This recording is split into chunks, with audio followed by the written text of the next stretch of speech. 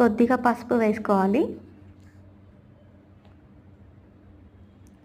కొంచెం అల్లం వెల్లుల్లి పేస్ట్ కూడా యాడ్ చేయాలి, తగినంత కారం, మీరు ఎంత తినగలుగుతారో అంత టేస్ట్కి తగ్గట్టు కారం.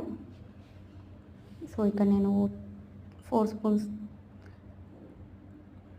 2½ సాల్ట్ రుచికి తగినంత.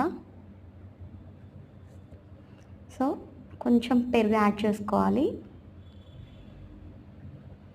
మొత్తాన్ని ఒకసారి మిక్స్ చేసి ఒక 2 మినిట్స్ అట్లా పక్కన పెట్టేయాలి. చూస్తున్నారు కదా, పీసెస్కి మొత్తం నీట్గా పట్టేలాగా పెట్టాలి. అలాగే కడాయి పెట్టుకొని ఒక 3 టేబుల్ స్పూన్ ఆయిల్ యాడ్ చేసుకోవాలి. ఆనియన్స్ రెడ్ కలర్ వచ్చేంత వరకు ఫ్రై చేసుకోవాలి. కర్రీ లీవ్స్ని కూడా యాడ్ చేయాలి, కరివేపాకు. చూడండి, కొంచెం అట్లా రెడ్డిష్ కలర్లో చేంజ్ అవ్వాలి.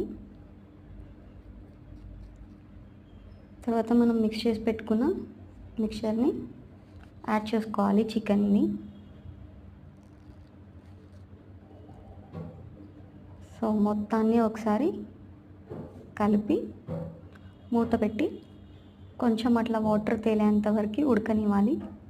సో నెక్స్ట్ ప్రాసెస్ నెక్స్ట్ వీడియోలో పెడతాను, ప్లీజ్ వాచ్.